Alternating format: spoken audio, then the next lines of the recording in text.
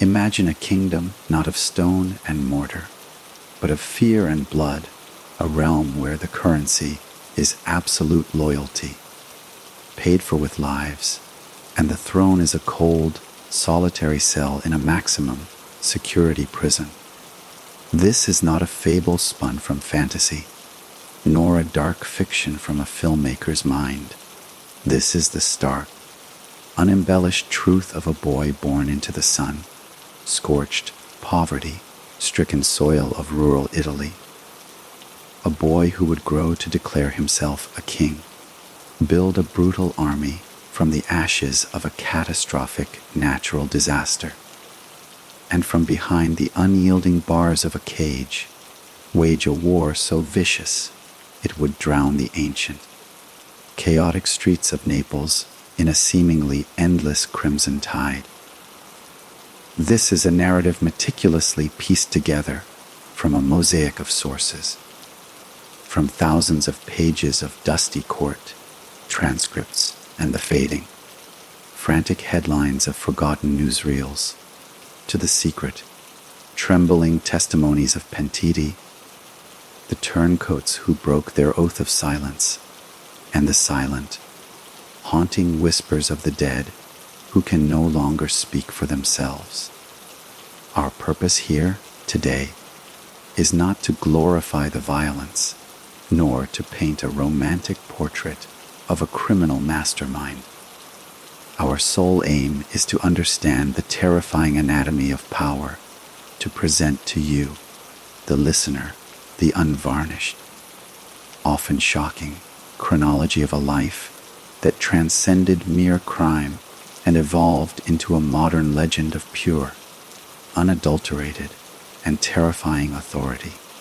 So, I invite you now to dim the lights, to find a comfortable space, to let the distractions of the world fade away, and to simply listen as we embark on a journey into the heart of a darkness that once held an entire region in its grip. This is the saga of the man they called Il Professore, the Professor, a title earned not in halls of academia, but in the brutal, pragmatic university of the underworld. This is the story of Raffaele Cutolo. Our story begins not in the shadowy, narrow alleyways of Naples itself, but in the sun-bleached, economically desperate agricultural town of Ottaviano, a small commune nestled precariously on the fertile, yet treacherous slopes of Mount Vesuvius. Raffaele Cutolo was born into this volatile world on a cold December day in 1941, as the fires of the Second World War raged across the continent, a distant conflict that nonetheless cast long shadows over the already difficult lives of the Neapolitan people. His father, a humble and stoic land surveyor, and his mother, a resilient seamstress, working her fingers to the bone, struggled relentlessly to provide for their family in a region where the Camorra, the ancient and deeply entrenched Neapolitan secret criminal society, was as much a permanent and accepted part of the social fabric as the volatile volcano that loomed ominously over their heads. Poverty, the kind that is generational and inescapable, was the first and most formative language the young Raffaele learned, and the simmering, deep-seated resentment of the peasant class against the wealthy, landed gentry was his very first and most potent lesson in the brutal realities of social hierarchy and injustice. He was a bright, intensely perceptive child. Observers would later recall, with a piercing, unnerving intensity in his dark eyes that belied his tender years, a gaze that seemed to absorb and analyze everything, storing it away for some future, unknown purpose. He would watch, often from a quiet corner of the town's main piazza, as the local Camorra bosses, the so-called gapi, with their polished shoes and finely tailored suits, would strut with an unshakable arrogance, commanding a palpable mixture of respect, envy, and raw, primal fear from everyone they encountered. These men, with their easy wealth and their power to command life and death, were the only figures in Ottaviano who had visibly and spectacularly escaped the grinding, humiliating destitution that defined the existence of nearly everyone else. For a young, intelligent, and ambitious boy trapped in a cage of poverty with no visible key, they were not monsters, they were role models.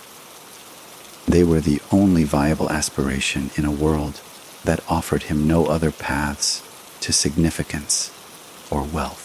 This stark, early education on the dynamics of power and powerlessness would become the foundational bedrock upon which he would later build his entire empire.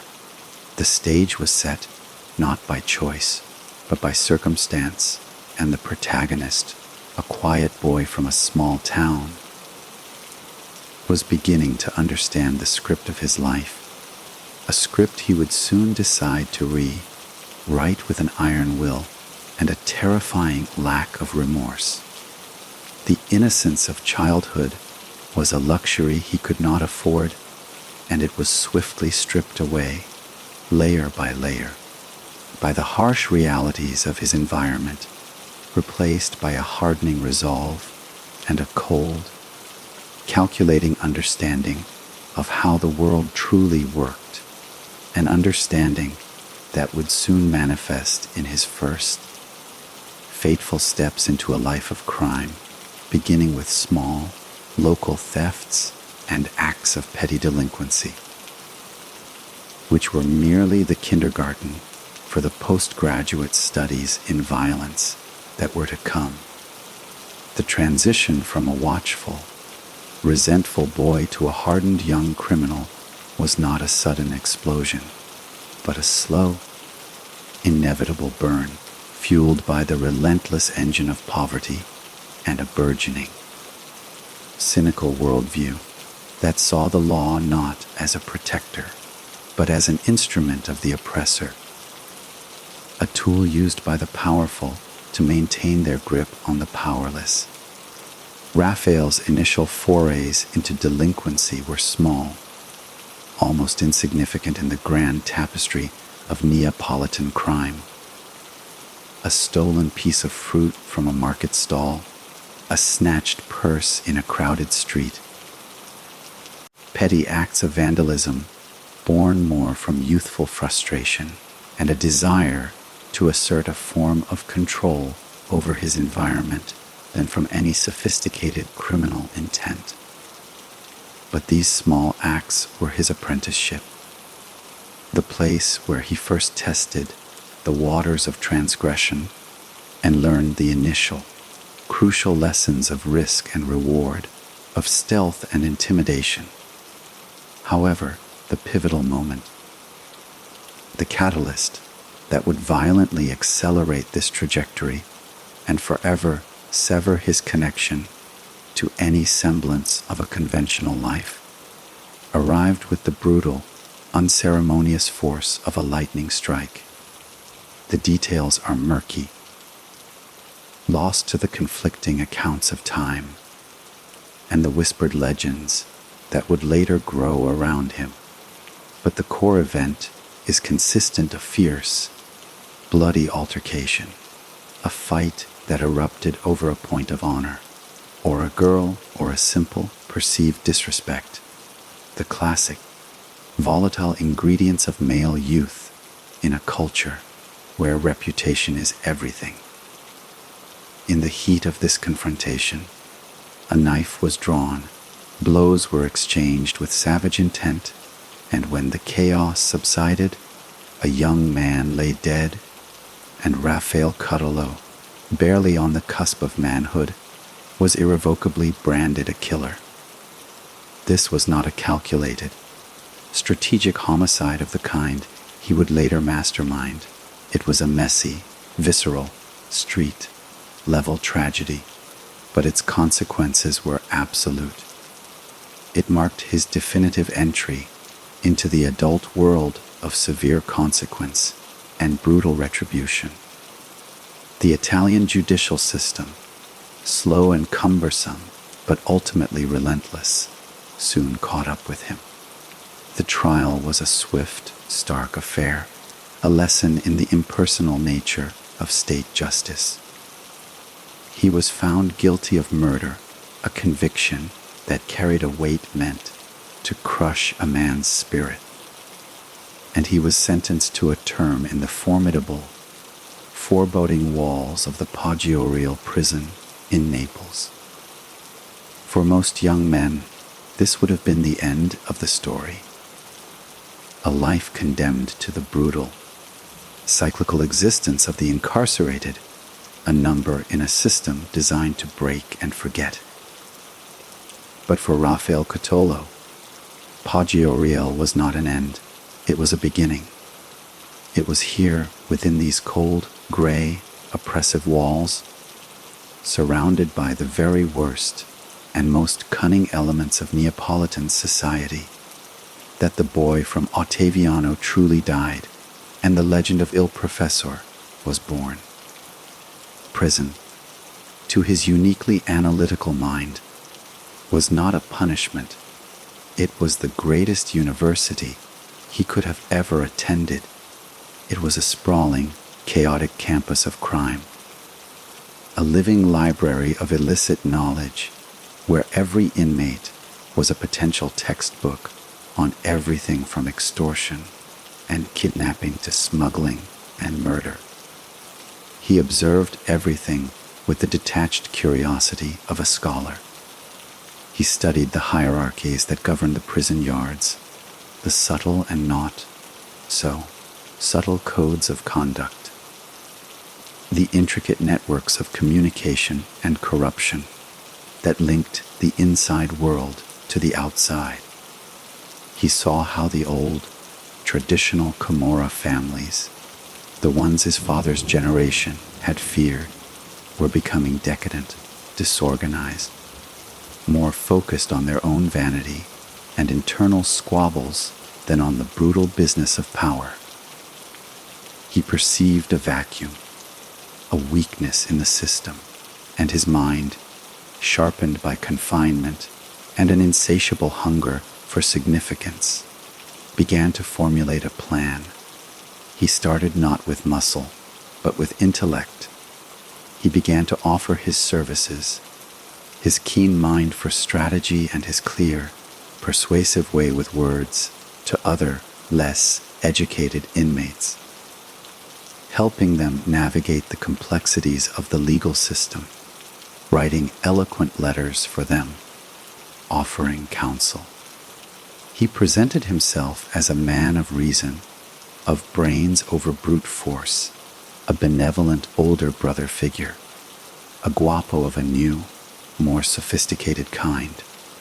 He was building a foundation, brick by psychological brick, earning not just respect, but something far more valuable and enduring loyalty. He understood that in the economy of prison, information and intelligence were currencies more powerful than cigarettes or contraband. He cultivated informants. He learned every guard's weakness, every administrator's price. He was patiently, methodically, weaving a web of influence within the prison, creating a prototype of the vast organization he would one day command. The prison walls, intended to isolate him from society, instead became the command center from which he would soon launch an empire, proving that the most formidable prisons are not always made of stone, and that the most dangerous man is not the one with the strongest fist, but the one with the sharpest mind and the most boundless ambition. an ambition that was now, quietly and relentlessly, taking root in the most infertile of soils. The true crucible of his ambition, the event that would provide the perfect societal chaos for his nascent organization to flourish, struck not from within the prison walls, but from the very earth upon which Naples was built.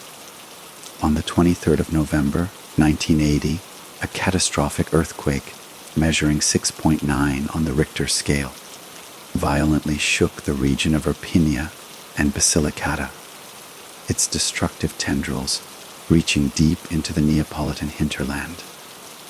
The tremor was merciless, reducing entire towns to rubble, killing nearly 500 people, injuring thousands more, and leaving hundreds of thousands homeless, their lives shattered in an instant.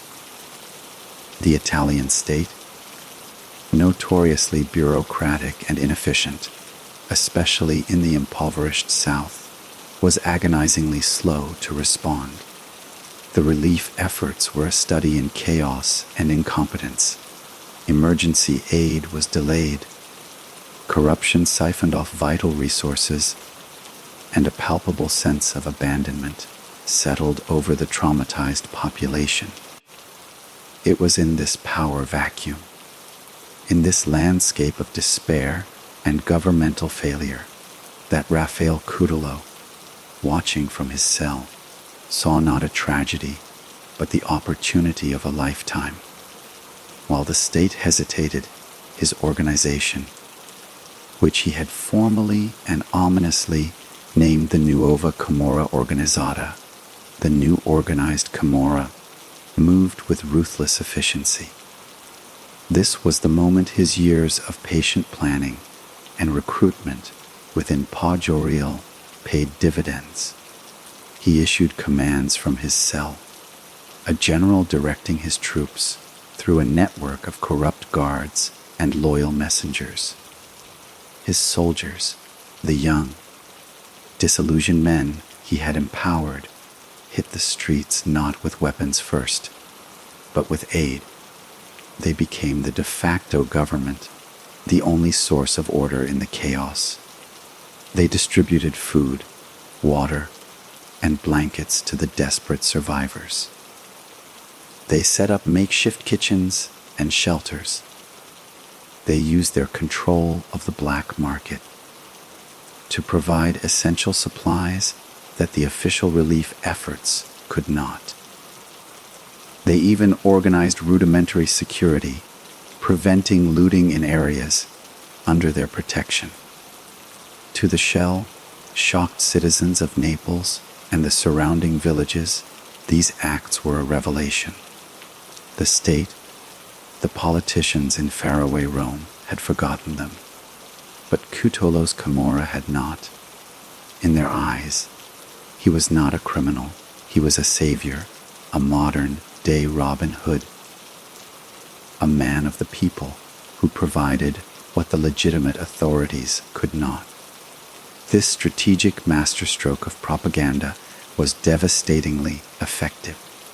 It generated a wave of popular support and gratitude that no amount of traditional intimidation could ever buy.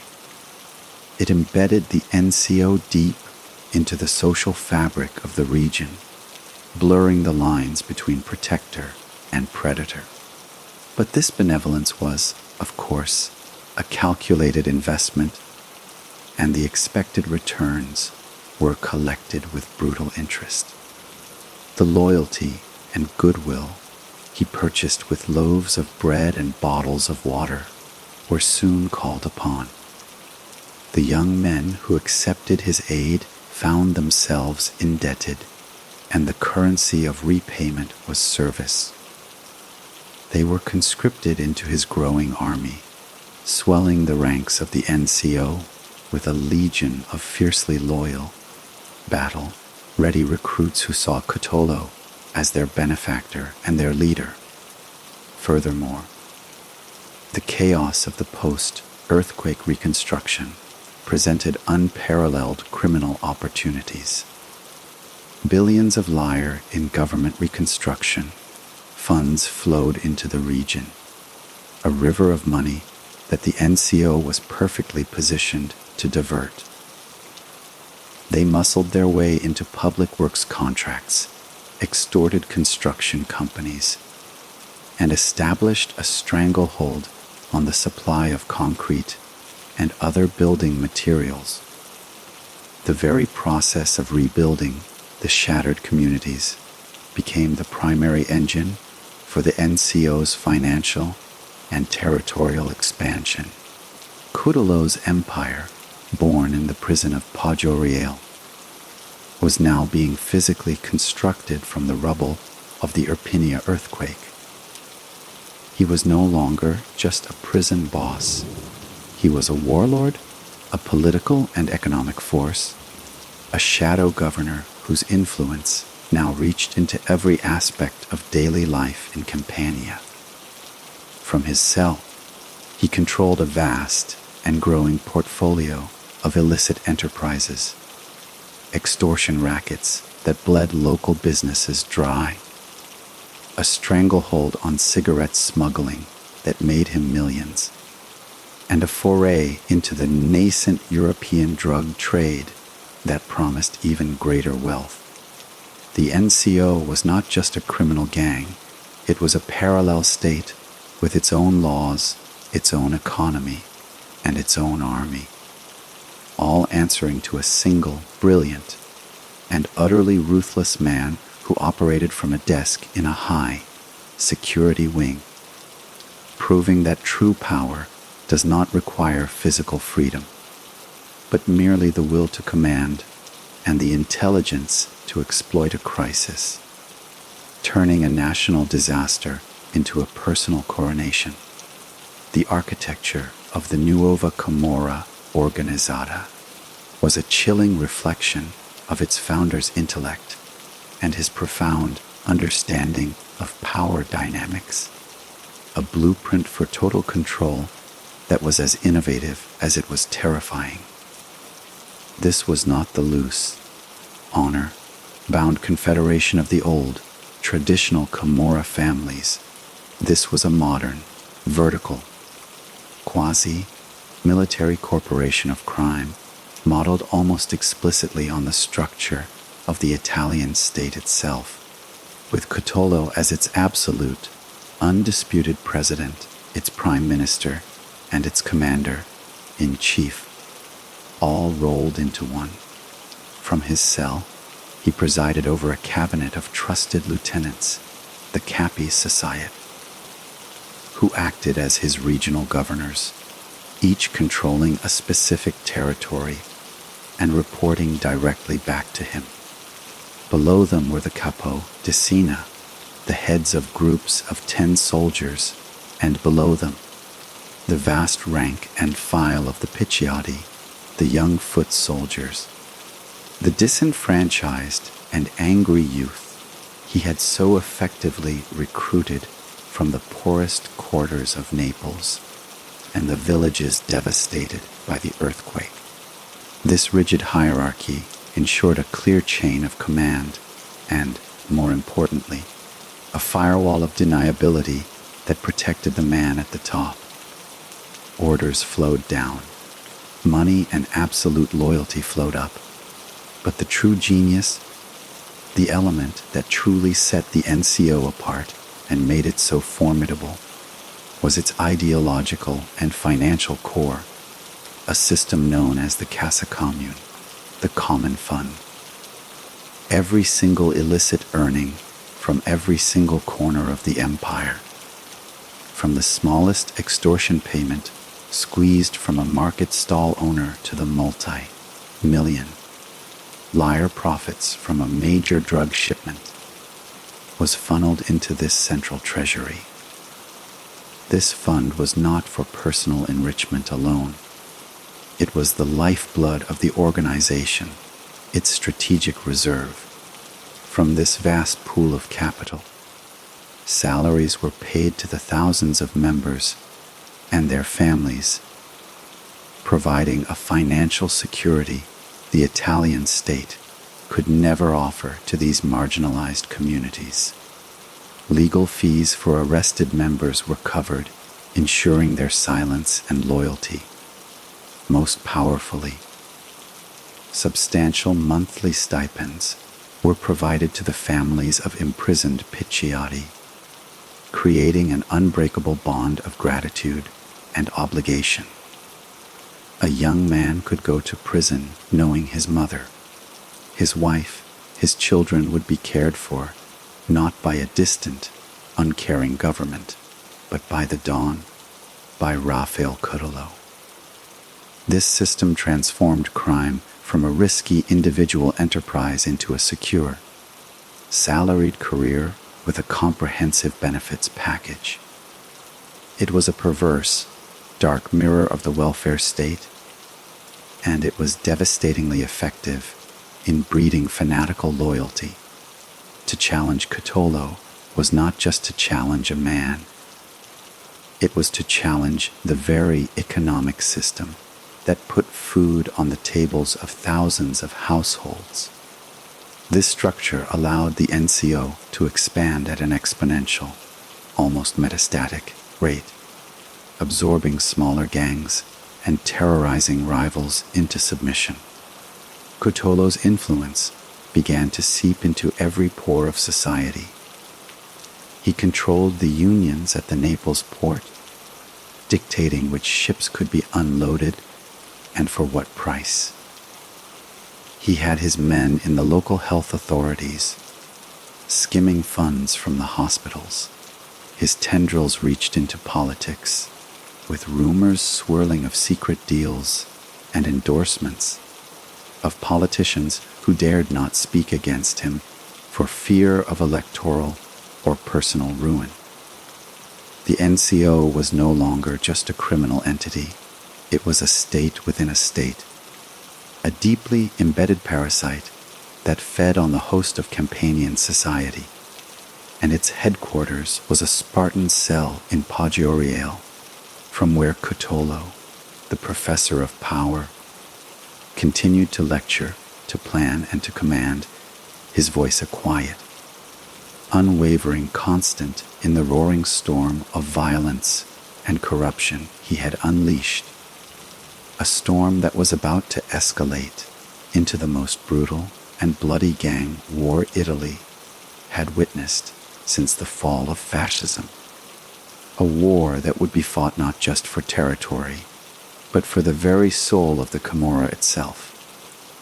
No empire, however brilliantly conceived, can expand indefinitely without eventually colliding with other established powers, and the meteoric, aggressive rise of the Nuova Camorra Organizzata under Cutolo's iron-fisted rule could not be tolerated forever by the old, traditional Camorra families who had dominated the Neapolitan underworld for generations. These old guard clans, rooted in the city center and its historic quarters, viewed Cutolo and his NCO with a mixture of contempt, fear, and seething resentment. To them, he was an upstart, a peasant from a backwater town, a Cafone who had the audacity to challenge their ancient authority. They despised his rigid, corporate structure, seeing it as a betrayal of the more fluid, family-based traditions of the old Camorra. They were particularly incensed by his aggressive recruitment from the poorest, most volatile fringes of society, which directly threatened their own manpower and control. The conflict, when it finally erupted, was not a simple turf war over a specific neighborhood or a particular racket. It was an ideological and generational battle, a civil war for the soul of organized crime in Campania, a conflict that would become known as the Second Camorra War, a conflagration of such staggering brutality and scale that it would dwarf all previous criminal conflicts in Italian history and stain the streets of Naples with an almost daily offering of blood. The primary opposition to Cutolo's hegemony coalesced into a rival federation known as the Nuova Famiglia, or the New Family, an alliance of powerful and established clans including the Giulianos, the Nuvolettas, and perhaps most formidably, the Alfieris and the Giantis, all united by a single, overriding objective: the complete and utter annihilation of Raffaele Cutolo and his NCO.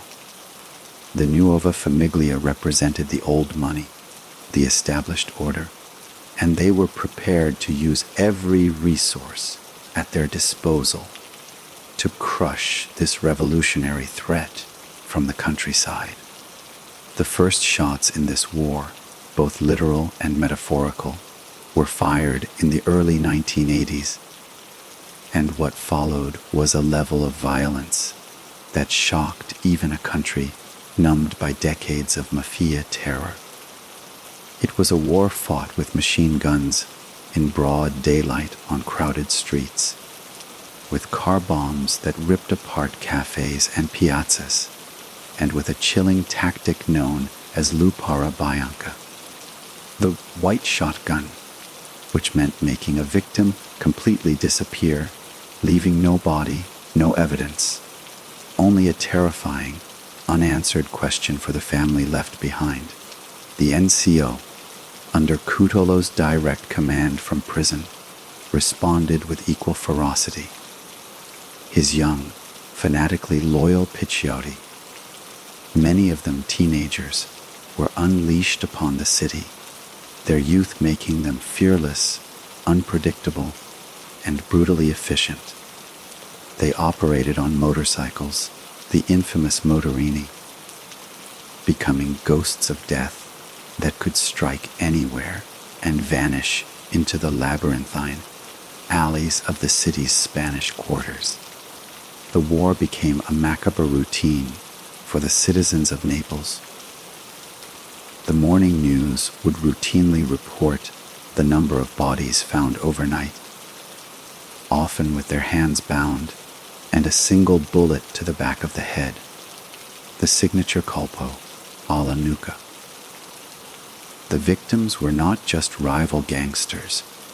They were lawyers who defended the wrong client, businessmen who refused to pay the pizzo or extortion money to one side or the other, and tragically, innocent bystanders caught in the crossfire.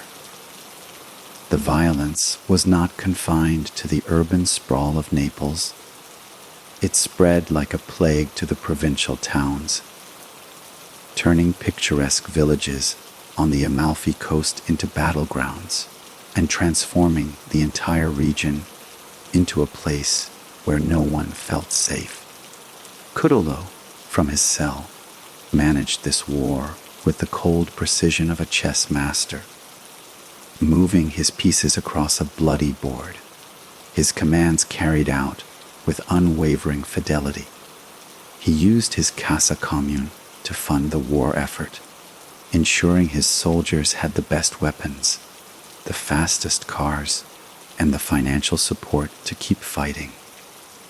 The Nuova Famiglia, while perhaps wealthier from their established drug trafficking routes, lacked the fanatical, ideological cohesion of the NCO. Their alliance was one of convenience, fraught with internal rivalries and suspicions, whereas Cutolo's men were fighting for a cause, for a man they saw as their messiah. This difference in motivation would define the early stages of the conflict, as the NCO seemed to be gaining the upper hand through sheer, relentless terror, a tidal wave of violence orchestrated by a single, brilliant mind in a prison cell, a mind that was about to face its greatest challenge, not from a rival gangster's bullet, but from the courage of a few brave men and women who decided that the reign of the professor had to end. The sheer, overwhelming brutality of the Camorra War, a conflict that by now had claimed hundreds of lives and brought the city of Naples to its knees, could not be ignored forever by the Italian state. For years, the authorities had seemed almost powerless, their efforts fragmented and often compromised by corruption and the sheer, labyrinthine complexity of the war itself. But the relentless slaughter, the car bombs maiming children, the daily spectacle of bodies crumpled on the pavement, finally galvanized a response. The state began to mobilize its most potent weapons, and the first major crack in the seemingly impregnable armor of the Nuova Camorra Organizzata would not come from a police raid or a military operation, but from within the hearts and minds of its own members, through a revolutionary new legal instrument that would change the face of Italian justice forever, the pentito, the collaborator with justice. This concept, which would later be perfected in the fight against the Sicilian Mafia, found one of its earliest and most significant applications in the war against Cutolo. The first, and perhaps most devastating, blow was struck by a man named Giovanni Meluso. Meluso was not a low-level foot soldier. He was a high-ranking capo society, a trusted lieutenant who had been with Cutolo from the early days, a man privy to the innermost secrets of the NCO structure, its financial operations, and, most critically, its murderous campaigns.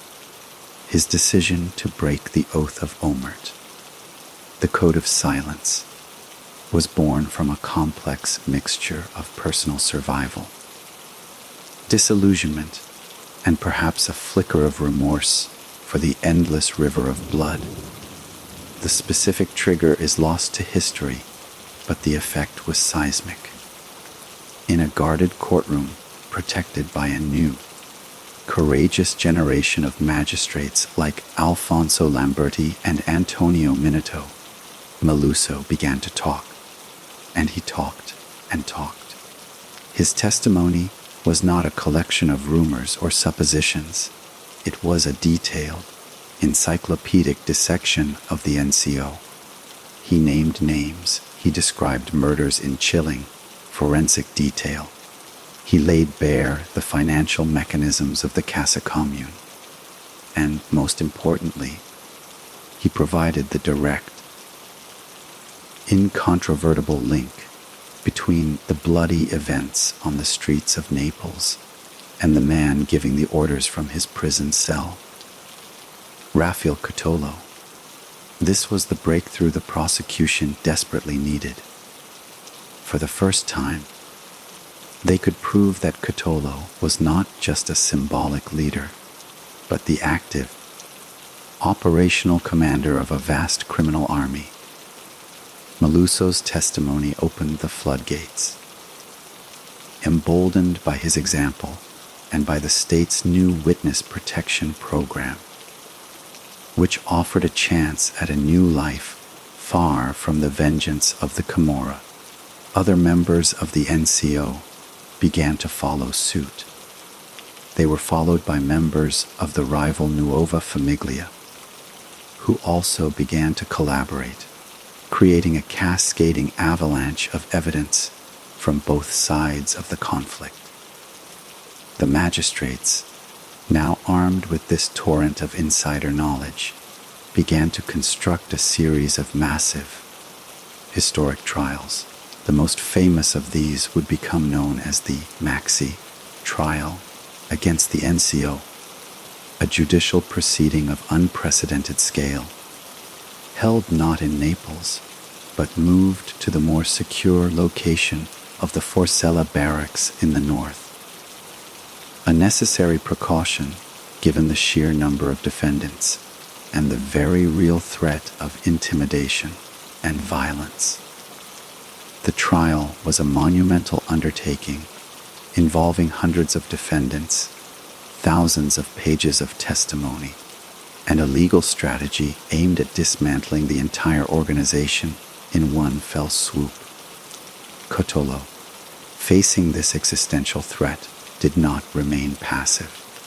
From his cell, he orchestrated a campaign of intimidation against the justice system that was as brazen as it was terrifying. He used his remaining influence on the outside to threaten judges, prosecutors, and jurors.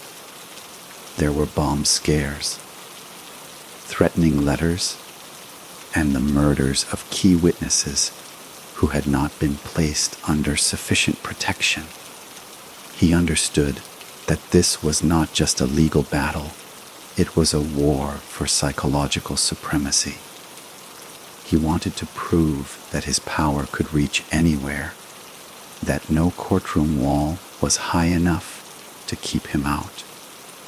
He even chose to represent himself at the trial, turning the proceedings into a stage for his intellect and his defiance.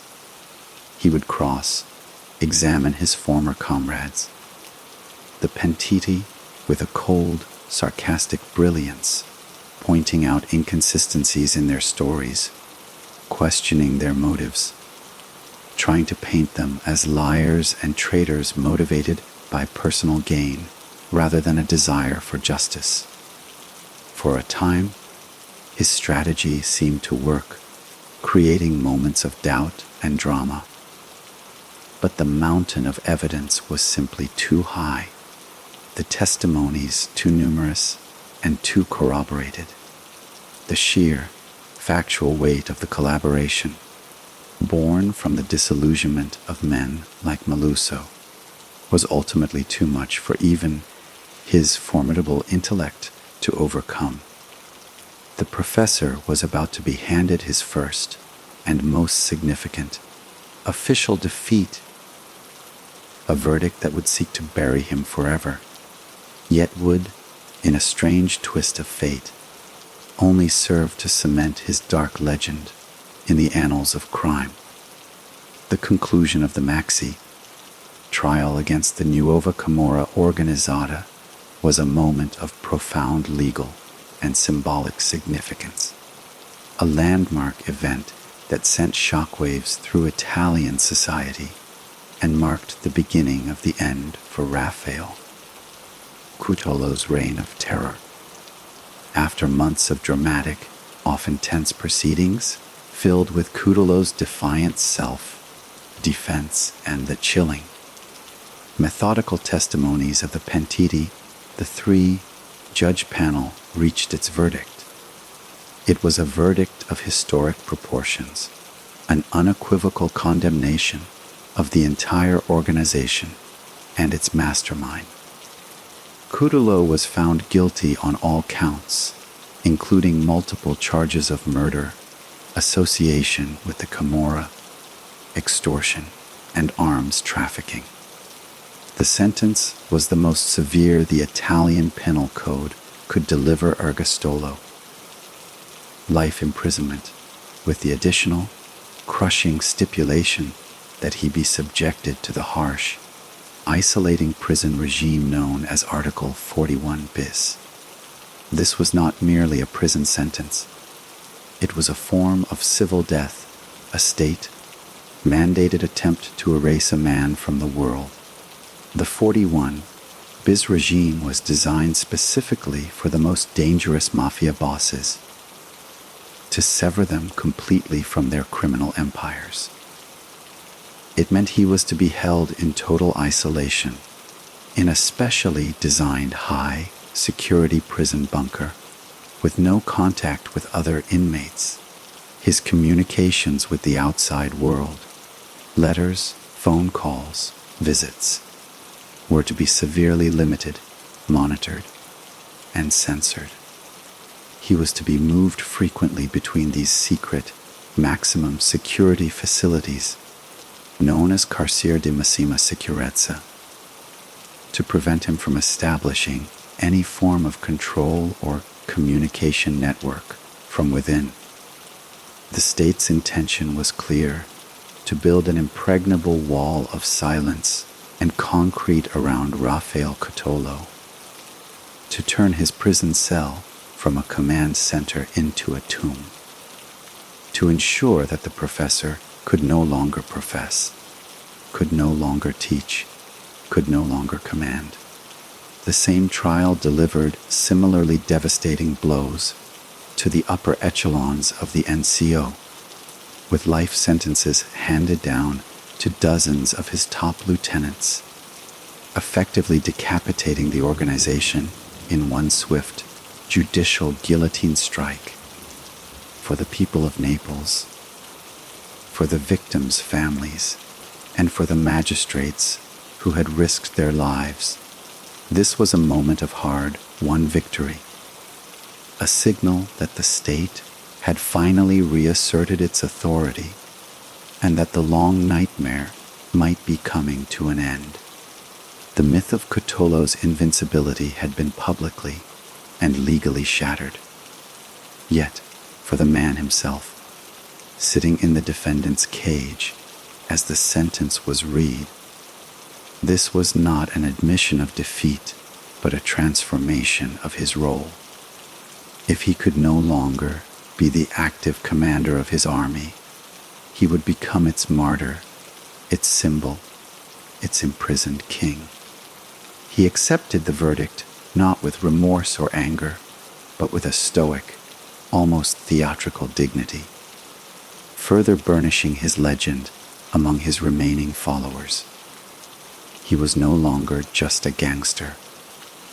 He was a political prisoner in their eyes, a man being punished for having challenged the established orders, both criminal and state. The state had won the battle, but Cutolo believed he could still win the war of perception. The application of 41 bis was a brutal, psychological torture designed to break a man's spirit through absolute sensory deprivation, through the removal of every human comfort and connection. For a man like Cutolo, whose power was derived from his intellect and his communication, it was the ultimate punishment.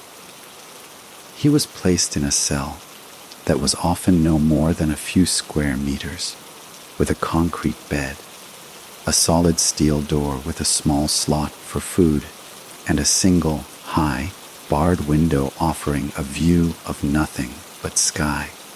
His world shrank to this tiny, sterile box. He was allowed 1 hour of solitary exercise per day in a similarly barren, enclosed yard. He was cut off from the news, from the evolving world outside, the constant moving from one secret prison to another, to places like Ascoli Piceno, Novara, or the island prison of Pianosa, was a deliberate strategy to disorient him, to prevent him from establishing any routine or any form of hidden contact. The goal was to make Raffaele Cutolo a ghost, a name without a presence, a memory that would slowly fade. But the state had underestimated the resilience of his myth and the enduring loyalty of his most fanatical adherents. While the NCO as a formal, centralized entity was crippled beyond recovery, its fragments, its ideology, and the name of Cutolo himself lived on, a dormant virus waiting for conditions to change. And Cutolo, in the profound silence of his isolation, began a new chapter of his life, turning inward, away from the logistics of crime and toward the realms of poetry, philosophy, and legal self-study, a transformation that would surprise his jailers and add yet another complex, contradictory layer to the enigmatic figure of the professor, a man who was now forced to confront not the Nuova Famiglia or the Italian state, but the four walls of his own mind and the long, dark shadow of his own legacy. The imposition of the 41 bis regime was intended to be a definitive full stop at the end of the violent saga of Raffaele Cutolo, a clinical and permanent excision of a cancerous growth from the body of society. Yet, within the profound, echoing silence of his isolation, a fascinating and unexpected metamorphosis began to take place. Stripped of his power to command, denied the constant flow of information and the adulation of his followers, Cutolo was forced to confront the one entity he had spent a lifetime dominating others to avoid himself. The man who had built an empire with threats and gunfire now turned to the world of letters. He began to write, compulsively and prolifically, filling countless notebooks with his thoughts, his reflections, his regrets, and his justifications. He wrote poetry, often romantic and melancholic verses that spoke of love, loss, and the beauty of his native Campania, a stark and disorienting contrast to the brutal reality of his crimes. He penned philosophical treatises on power, on justice, on the nature of good and evil, positioning himself not as a common criminal, but as a revolutionary, a misunderstood intellectual, a victim of a prejudiced system that had never given him a chance. He immersed himself in legal texts, becoming a voracious student of jurisprudence, filing appeal after appeal, motion after motion, challenging the conditions of his imprisonment and the validity of the evidence against him with the same analytical precision he had once used to manage his criminal holdings. This intellectual output, much of which was smuggled out of prison and published, created a new, complicated public persona for Cutolo. To his remaining sympathizers, it was proof of his genius, his refined soul trapped in a brutal system. To his victims and critics, it was the ultimate hypocrisy, a cynical and self-serving performance designed to manipulate public opinion and the judicial system.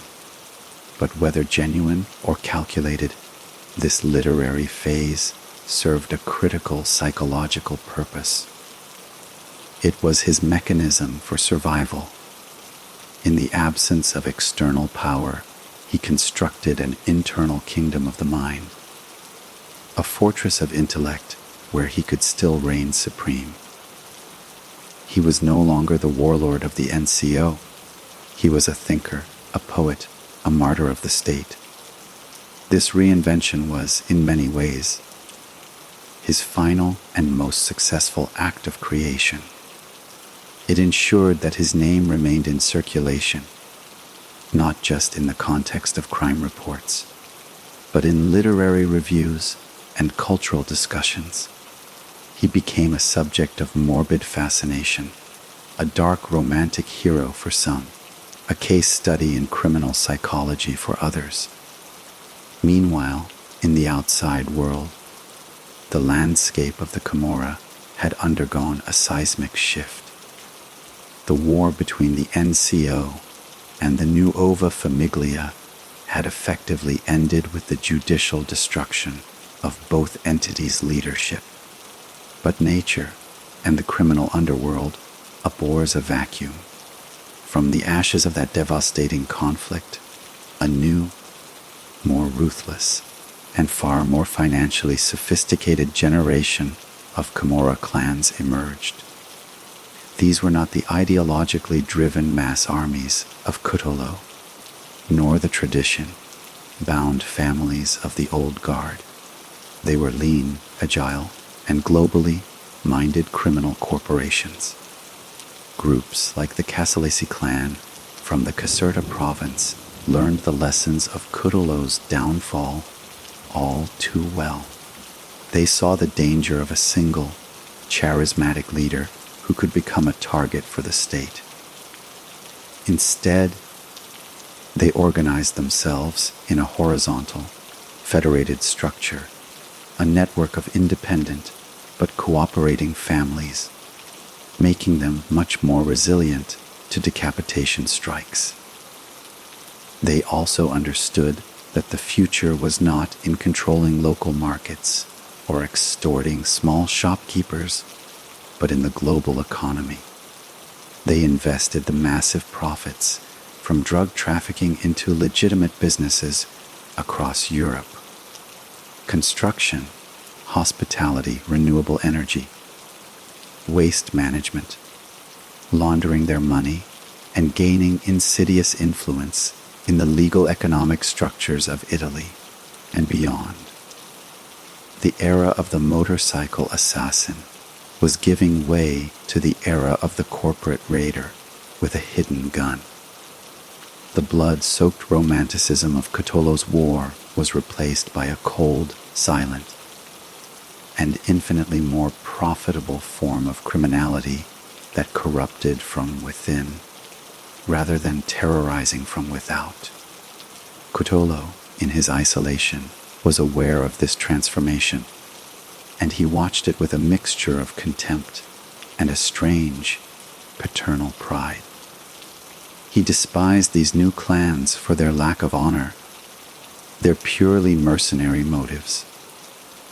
But he also knew that he was their progenitor, their Dark John the Baptist, the one who had first demonstrated the power of a highly organized corporate Camorra. He had cleared the path, even if the entities that now walked it had evolved beyond his control and his particular vision. He was becoming a relic, a figure from a bygone, more theatrical era of crime. But his legacy was etched permanently into the DNA of every Camorrista that followed. A cautionary tale about the perils of ambition and the absolute necessity of staying hidden, a lesson his successors had learned all too well. The decades passed, each one blurring into the next within the monotonous, gray routine of the 41 bis regime, a temporal vortex where the vibrant, violent world Raffaele Cutolo had once commanded receded into a distant, almost mythical past, replaced by the unchanging, sterile reality of his confinement. He grew older, his body weakening, the fierce intensity in his eyes softening into a more contemplative, wary gaze. The Italian state, relentless in its determination to keep him contained, continued its policy of rotating him through a network of secret, high-security prisons. Each move a deliberate act of disorientation, a reminder that he was a ghost in the state's machine, to be stored and forgotten. Yet, even as his physical presence faded from public consciousness, his name retained a potent, symbolic power. He became a recurring character in Italian popular culture, a subject of endless fascination. Films were made about his life, books were written analyzing his psychology, and television documentaries dissected his empire.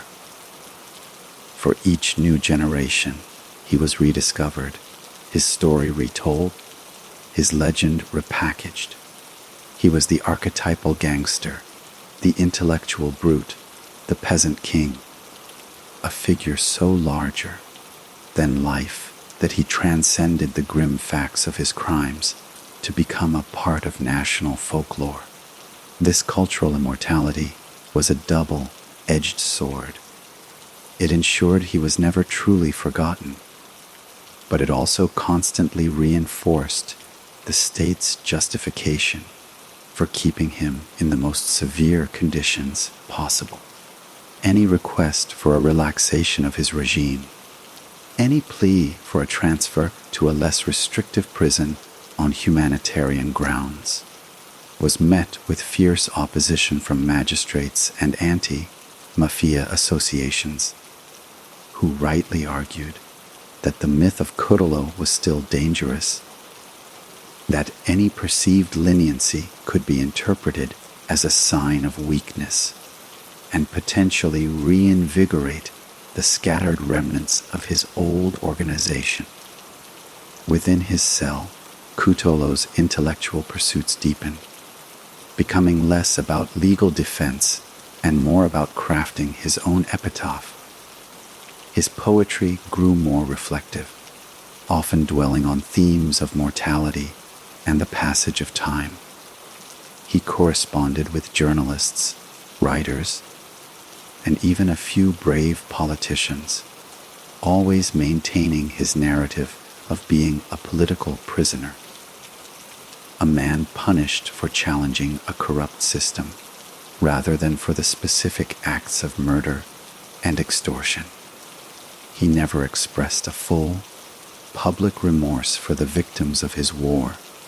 To do so would have been to dismantle the very foundation of his constructed identity. Instead, he offered a more philosophical, detached form of regret, speaking of the tragedy of the Camorra War as if he had been merely a participant, a force of nature, rather than its principal architect. This careful curation of his legacy was the last front in his lifelong war, a battle for how history would remember him. He wanted to be remembered as the professor, the poet, the revolutionary, not just as the butcher of Naples. And in this, to a surprising extent, he was successful.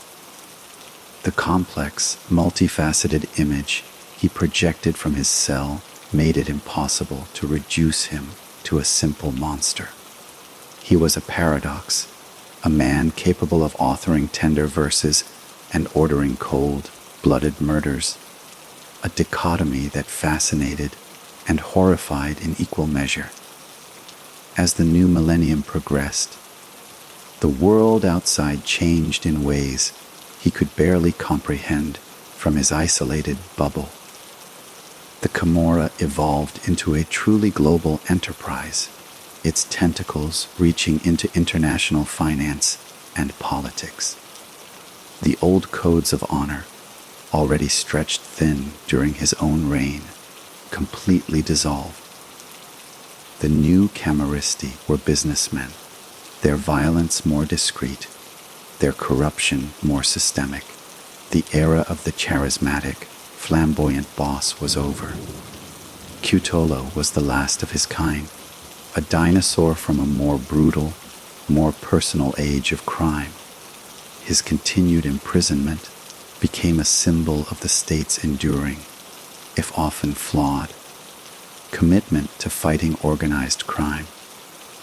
He was a living monument to both the power of justice and the enduring allure of the outlaw, a man who had traded a lifetime of freedom for 2 decades of absolute power, a bargain that had left thousands dead, a region traumatized, and his own life suspended in a perpetual, silent twilight, a king whose kingdom had long since crumbled to dust, leaving only the echo of his name and the chilling question of whether such a man could ever truly be redeemed or even fully understood.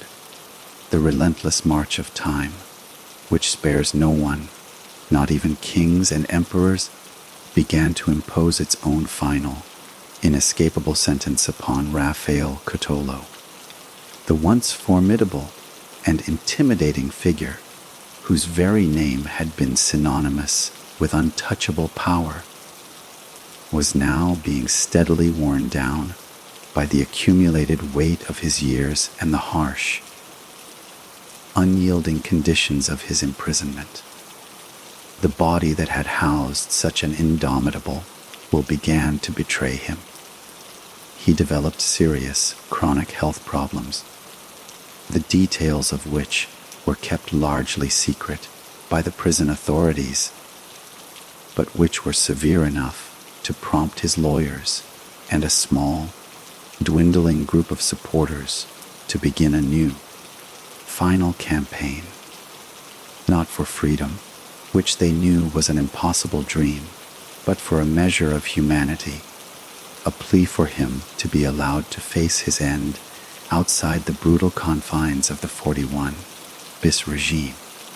They argued that the old, sick man in the prison infirmary, hooked up to medical monitors and requiring constant care, was no longer the fearsome warlord of the 1980s, that he posed no credible threat to society, and that keeping him in such severe isolation constituted a form of cruel and unusual punishment, a violation of basic human dignity.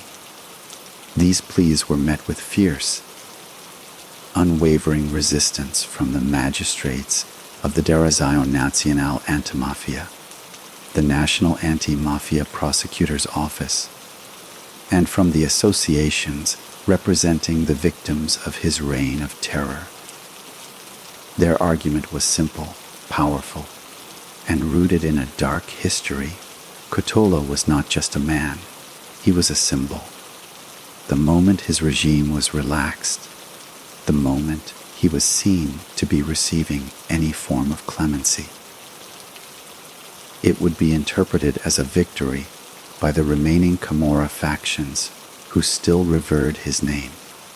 It would be a psychological blow to the state's ongoing fight against organized crime, a signal that persistence could eventually wear down the institutions of justice. They pointed to his past, to his proven ability to command and orchestrate complex operations from within a prison cell, and argued that his intellect, even if dimmed by age and illness, remained his most dangerous weapon. This created a profound ethical and legal dilemma, a clash between the principles of justice and the principles of mercy, between the need for symbolic deterrence and the recognition of a fellow human being suffering. The debate raged in courtrooms and in the press, a final, quiet battle in the long war between Raffaele Cutolo and the Italian state. It was a battle that forced society to confront a difficult question. What is the ultimate purpose of a life sentence? Is it purely retributive, a permanent exile from humanity? Or does it contain, even for its most notorious subjects, a capacity for compassion at the very end? For years, the state held firm, its position unmovable. Cutolo would die under the 41 bis regime. That was the official, unspoken decree. It was the final, logical conclusion of a policy designed to erase him. Yet, as his health continued its irreversible decline, a subtle shift began to occur. The man was visibly, undeniably dying. The symbol was becoming once again merely a man, a frail, elderly inmate facing the same mortal fear as everyone else. The relentless focus of the state began to seem, to some, less like justice and more like vengeance. His lawyers filed endless appeals, and finally, after decades of rejections, a crack appeared in the wall. A court, acknowledging the severity of his deteriorating medical condition, granted a temporary, highly supervised suspension of the 41 bis regime, allowing him to be transferred to a prison with a dedicated medical facility where he could receive more comprehensive care. It was not freedom, not even close, but it was a change, a slight loosening of the chains that had bound him for over half his life. For Cutolo, this small victory likely held little practical meaning. He was by now largely confined to a hospital bed, his world reduced to the four walls of a medical cell, his thoughts likely turning inward, to the ghosts of his past, to the countless lives he had destroyed, to the empire he had built and lost, to the poetry he had written, to the strange, terrible, and epic journey that had been his life. He was in the one prison from which there is no appeal and no escape, the prison of a failing body, facing the final, great unknown, alone with the colossal weight of his own history, a history that was now rapidly approaching its final, quiet, and inevitable full stop.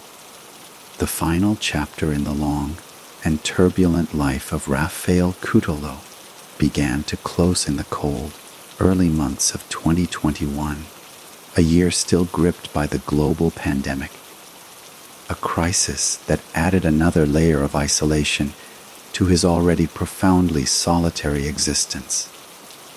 He had been transferred to the prison ward of the San Paolo Hospital in Milan, a far cry from the sun-baked slopes of his native Ottaviano, a final, symbolic exile in the industrial north of Italy, a region whose ordered efficiency was the antithesis of the chaotic, passionate world that had forged him.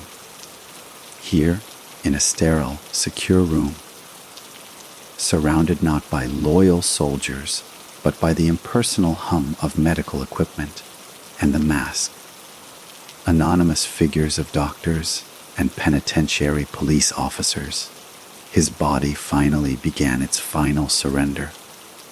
The specific ailments were a closely guarded secret, part of the state's ongoing policy of obscuring his existence, but they were multiple, systemic, and terminal.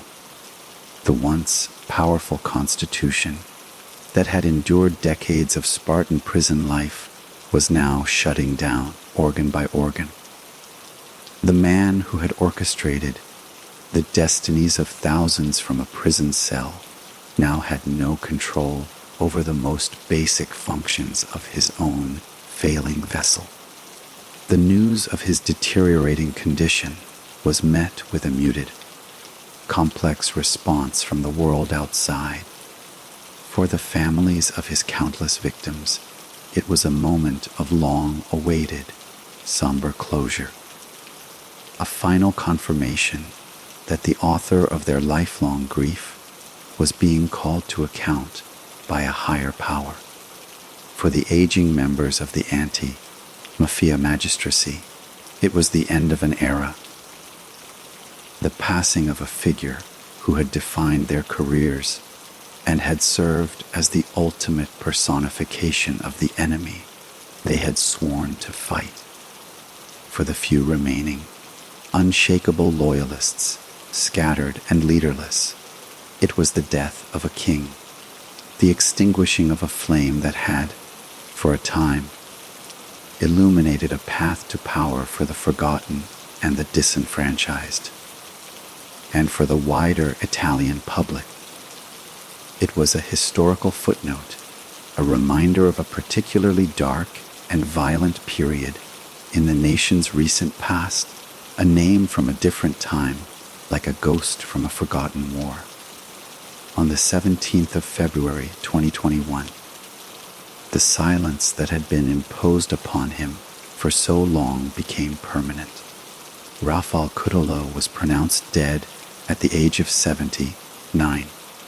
The official cause was listed as complications from pre-existing illnesses, a bland, bureaucratic phrase that concealed the tumultuous, dramatic, and violent story that had preceded it. His death was not marked by public mourning or grandiose funerals. That would have been unthinkable, a risk the state would never allow. The handling of his body and his burial was conducted with the same secrecy and security that had characterized his imprisonment.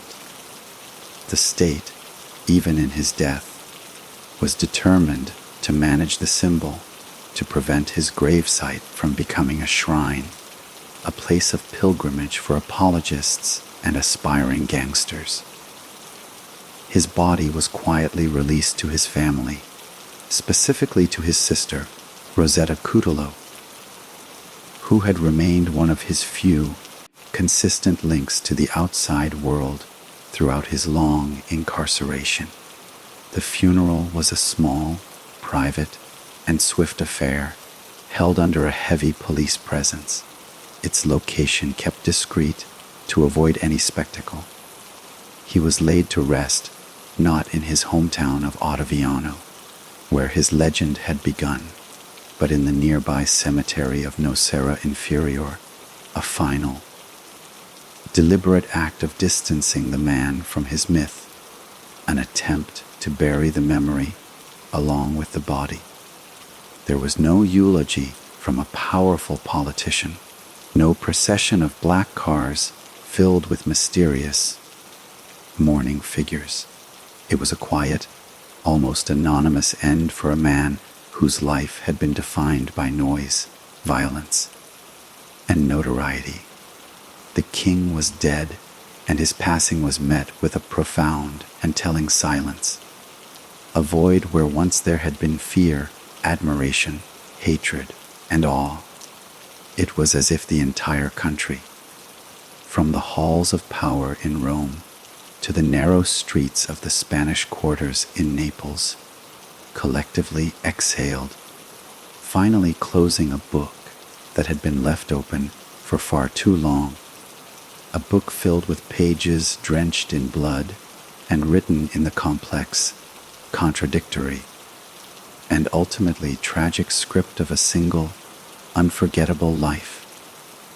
In the immediate aftermath of his death, as the news filtered out through official channels and spread across news networks and social media, the complex and contested process of defining Raffaele Cutolo's legacy began in earnest, a process that continues to this day and reveals as much about Italian society as it does about the man himself.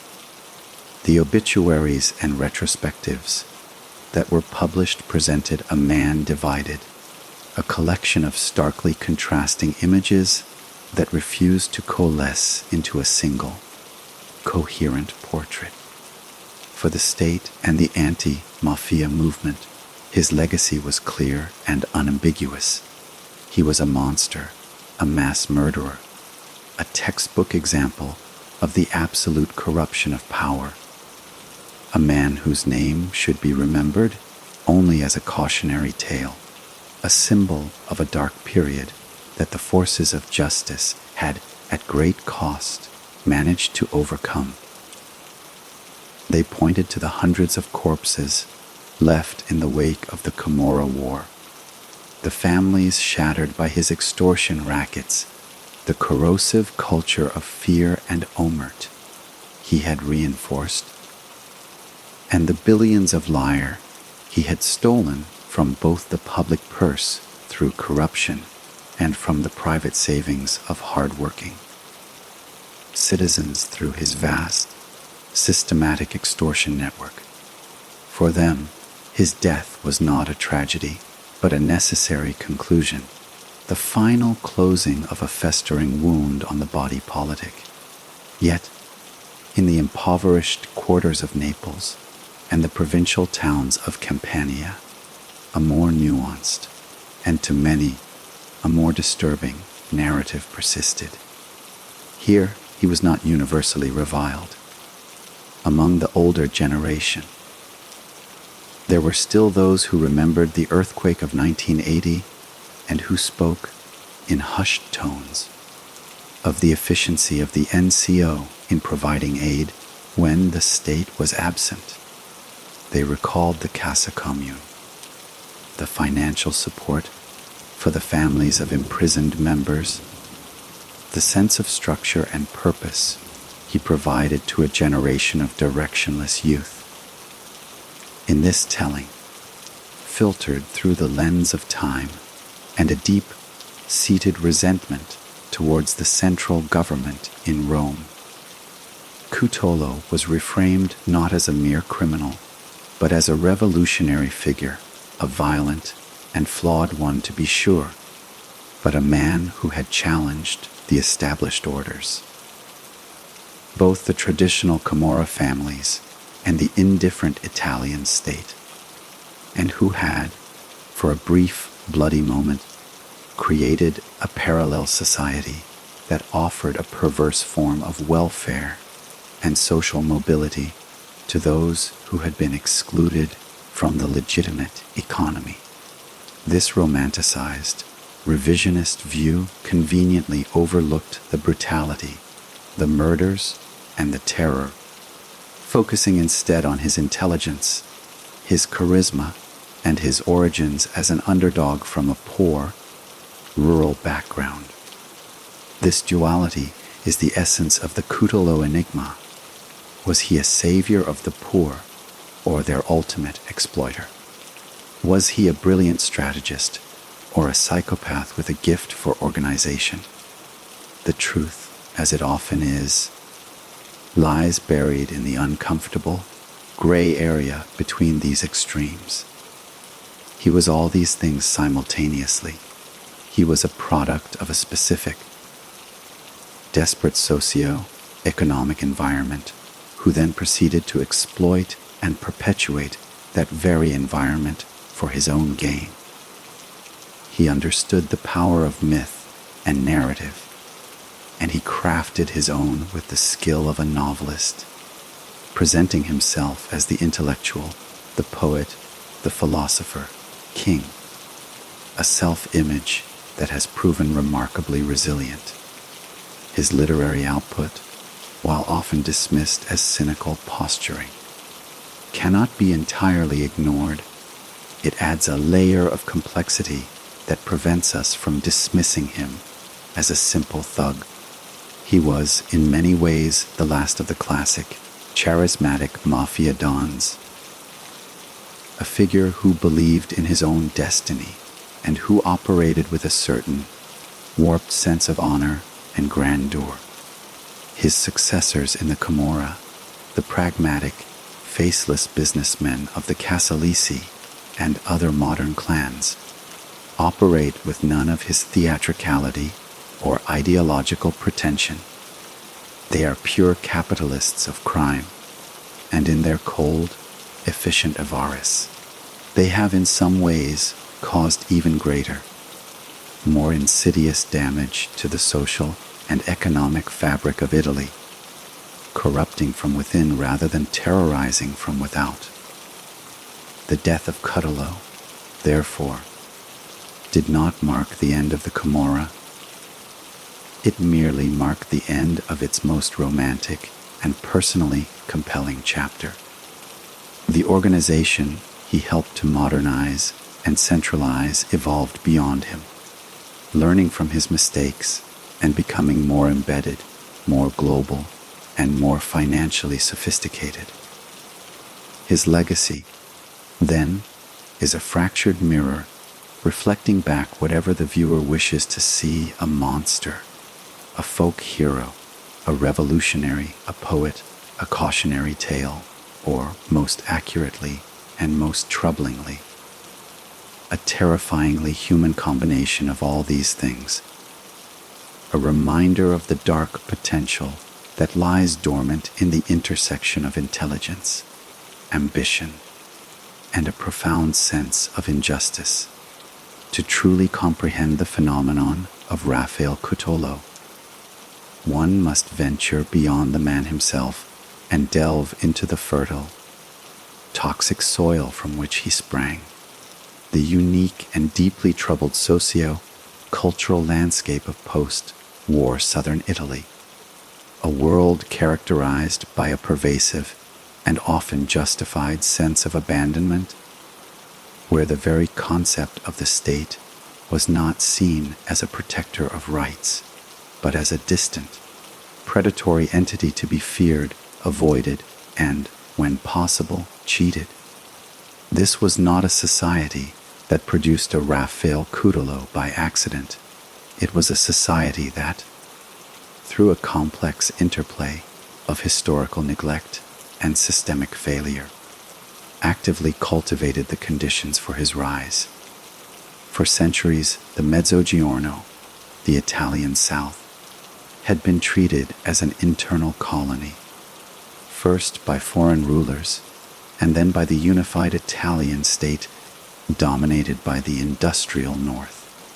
This created a deep-seated cultural schism, a feeling that the laws made in Rome were not for the benefit of the South, but for its control and exploitation. The official economy offered little opportunity beyond breaking agricultural labor or precarious employment, while the black market flourished, not as a deviation from the norm, but as a parallel, often more reliable, economy. In this context, the figure of the Gapo, the local Camorra boss, was not universally seen as a criminal.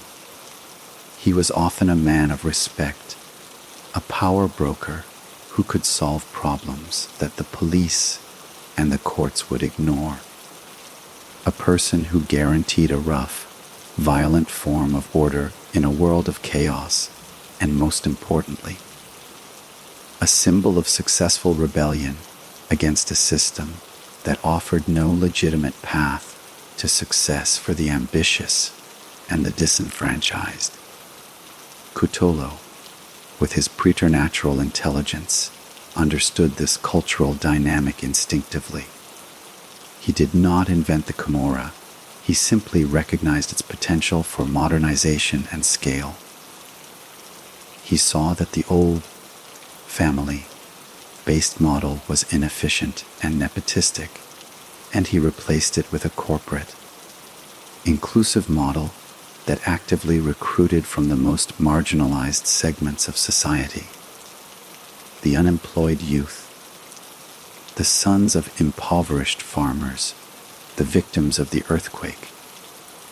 He offered them what the state could not: identity, purpose, a sense of belonging to something powerful, and a salary. The NCO was, in its own dark reflection, a perverse meritocracy. Talent and ruthlessness were rewarded, regardless of birth. This was his revolutionary insight, and it was the key to his initial, explosive success. He tapped into a vast reservoir of social resentment and channeled it into a highly disciplined criminal army. The 1980 Irpinia earthquake was not the cause of his rise, but the ultimate catalyst. It was the moment his prepared organization found its perfect mission, allowing it to present itself as a more effective and caring alternative to the failed state. When his men distributed food and prevented looting, they were performing a powerful piece of political theater, demonstrating in the most visceral way possible the state's incompetence and their own brutal efficiency. This act cemented the social base that would support him, or at least remain silent out of a sense of gratitude or fear during the bloody years of the Camorra War. Therefore, to label Cutolo simply as a criminal is to miss the deeper, more unsettling truth. He was a symptom of a profound societal disease, a malignant outgrowth of a region that felt itself to be stateless. He was the dark answer to a series of terrible questions that the Italian Republic had failed to answer for its southern citizens. Where is the justice? Where is the opportunity? Who will protect us? Who will give us dignity? Cutolo's answers were written in blood and funded by extortion, but for a significant number of people, they were the only answers they received. His story is a brutal lesson in the consequences of state failure, a reminder that when legitimate institutions abdicate their responsibilities, illegitimate ones will inevitably rise to fill the void, not with justice, but with a form of order that is far more terrifying and destructive in the long run. The ghost of Raffaele Cutolo, therefore, does not only haunt the prisons where he was held, it haunts the halls of power in Rome, a perpetual accusation of neglect, and a warning that the battle against organized crime is not just a law enforcement issue, but a fundamental battle for the hearts, minds, and economic futures of the citizens who live in the shadow of the volcano. The psychological portrait of Raffaele Cutolo is as complex and contradictory as the historical narrative of his life, a tangled web of profound intelligence, bottomless ambition, a palpable sense of injustice, and a chilling absence of empathy that together form the engine of his destructive journey. To understand him, one must abandon the simplistic archetype of the thuggish gangster. Cutolo was a thinker, a strategist, a man whose primary weapon was not a pistol but his mind. And this intellectual dimension is what separates him from so many of his contemporaries, and what makes his story so compelling and so terrifying. His self-given nickname, Il Professore, was not an irony. It was a precise description of how he viewed himself and how he operated within his organization. He was a teacher, a mentor to his young recruits, instructing them not just in the techniques of crime, but in his own unique philosophy of power and rebellion. He possessed a charismatic aura that was not based on boisterous bravado, but on a calm, unnerving stillness, a quiet confidence that commanded attention and obedience.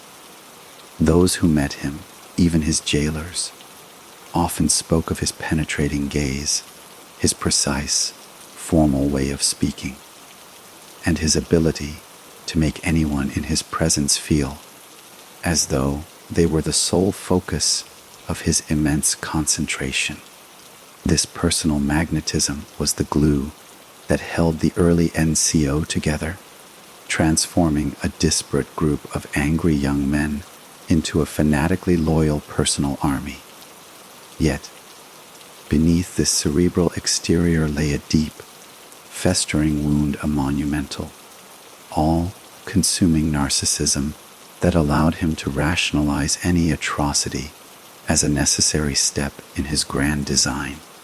He saw himself as the central character in an epic historical drama, a revolutionary destined to overthrow the old orders, and the thousands of lives destroyed in his wake were merely collateral damage in his personal war for supremacy. This god-like self-perception is the key to understanding his lack of remorse. Expressing regret would have meant admitting error, and for a narcissist of his magnitude, that was a psychological impossibility. Instead, he reframed his actions in the language of fate and historical necessity. The murders were executions of traitors or rivals. The extortion was a revolutionary tax to fund his parallel state. The war was a noble struggle against a corrupt establishment. His later forays into poetry and philosophy were not a sign of genuine contrition, but rather a further extension of this self-mythologizing project, an attempt to cement his legacy as a Renaissance man of crime, a thinker who had been tragically misunderstood by a world too small for his vision. He was, in many ways, a master storyteller, and the story he was most dedicated to telling was the legend of Raffaele Cutolo.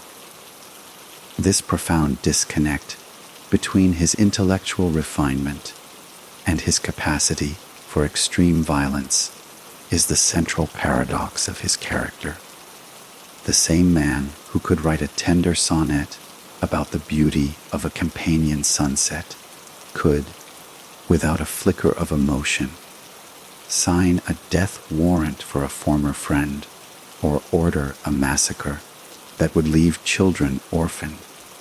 It suggests a compartmentalization of breathtaking scale, a mind that could wall off its own humanity in service of its ambition.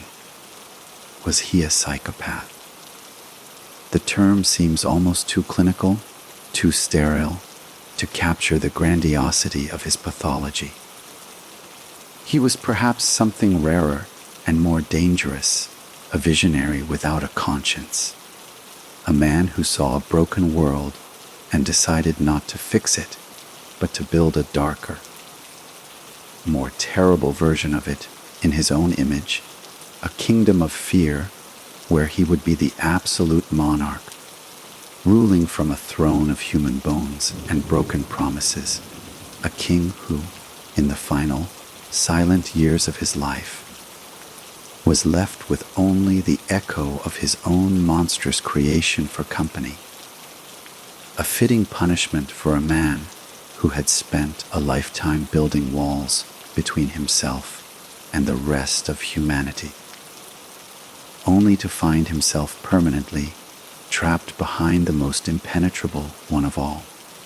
The story of Raffaele Cutolo cannot be fully told without examining the crucial, often overlooked, role played by the women in his orbit, figures who existed in the shadow of his immense notoriety, navigating a world of extreme violence and rigid patriarchal codes with a mixture of fierce loyalty, shrewd calculation, and tragic consequence. The most prominent of these was his sister, Raffaele Cutolo, a woman who became as legendary and feared in her own right as her brother, earning the moniker a papessa, the popess, a title that spoke to her immense authority as the de facto regent of the NCO during Raffaele's imprisonment. While Raffaele was the strategic mind and the symbolic head of the organization, Rosetta was its hands, its eyes, and its ears on the outside. She was the operational commander, the one who managed the day-to-day affairs of the empire, overseeing the collection of extortion money, the distribution of funds from the cassa comune to the families of imprisoned members, and relaying her brother's commands to the capi, society. She was known for her iron will, her sharp intelligence, and an unwavering, almost fanatical devotion to her brother. She was not merely a caretaker.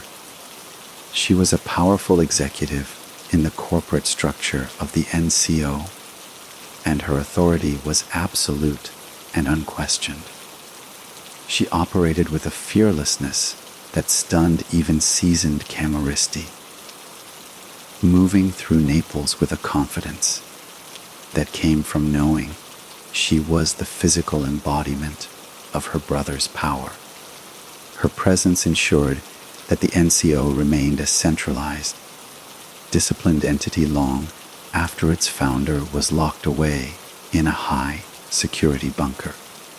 She was the living proof that Cutolo's influence could not be contained by prison walls. Other women, particularly the wives and mothers of NCO members, played a different but equally vital role. They were the keepers of the silence, the enforcers of omerta within their own families and communities. They collected messages, hid weapons, provided alibis, and maintained the social networks that allowed the organization to function. They were the invisible infrastructure of the Camorra, their domestic spheres transformed into clandestine hubs of criminal activity. Their motivation was often a complex mix of coercion, economic necessity, and a warped sense of duty. The cassa commune provided for them, creating a financial dependency that bound them to the fate of the organization. To speak out, to collaborate with the police, was not just a betrayal of their men. It was an act that could plunge their children into poverty and make them outcasts in their own neighborhoods. Yet, the world these women inhabited was one of profound paradox and personal tragedy. While they wielded significant behind the scene's influence, they were also trapped in a culture of extreme machismo and violence. They lived with the constant, gnawing fear of a knock on the door, the news that a husband or a son had been arrested or killed in the endless war. They were often the ones who had to identify mutilated bodies in the morgue, who had to console traumatized children, and who had to bear the social stigma of being associated with the Camorra. Their lives were a testament to the collateral damage of Cutolo's war, a war that consumed not just the men who fought it, but the women who sustained it from the shadows. Raffaele Cutolo's own story ended in the same way as her brother's, with arrest, trial, and a long prison sentence.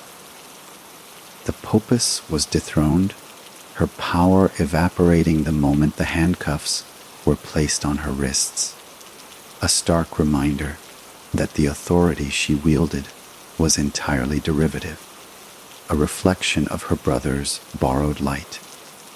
The saga of these women adds a crucial human dimension to the epic of Raffaele Cutolo, moving beyond the headlines of murder and racketeering to reveal the intricate, often heartbreaking, social fabric that supported his criminal state. A world where loyalty was the highest virtue and survival the only goal.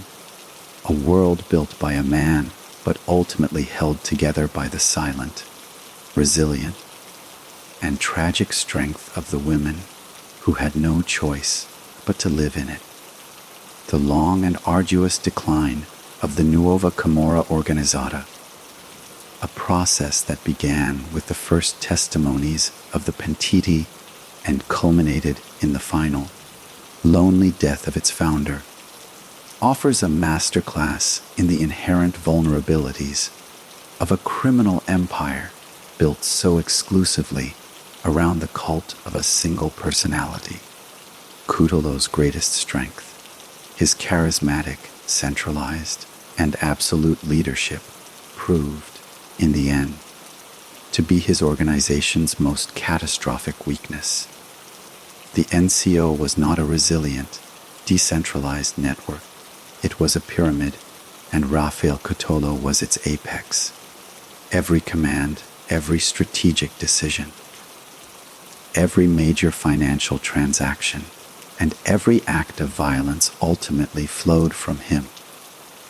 And when the state successfully targeted that single point of failure, the entire structure was doomed to collapse.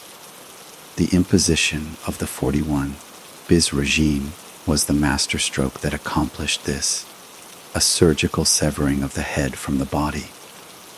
Without his direct, daily guidance, without his ability to mediate disputes, reward loyalty, and punish betrayal with immediate and terrifying finality, the organization began to fray at the edges and then unravel at its core. The Cassa Commune, once the powerful engine of the NCO's loyalty system, became a target for embezzlement and mismanagement by lieutenants who no longer feared the professor's wrath. The young, fanatical Picciotti, who had been so fearsome when directed by Cutolo's strategic mind, became directionless and prone to reckless, uncoordinated violence that drew even more police attention.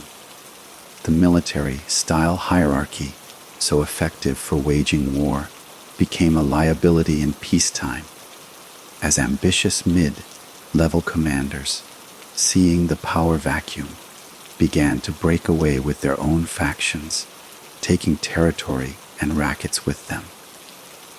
The NCO, which had once presented a united, terrifying front to the world, began to fragment into a constellation of smaller, warring gangs, each claiming the legacy of Cutolo, but none possessing his vision or his authority. This internal disintegration was accelerated exponentially by the collaborator with justice program. The pentiti did not just provide evidence for trials, they shattered the myth of invincibility and inviolable loyalty that Cutolo had so carefully cultivated when high-ranking members like Giovanni Meluso broke their oath of Omer. It created a cascade of doubt and betrayal throughout the organization. If a capo, society could talk, then no one was safe. The bonds of trust, already strained by Cutolo's isolation, dissolved completely, replaced by a pervasive paranoia where every associate was a potential informant. This internal rot was far more damaging than any external attack from the Nuova Famiglia or the police.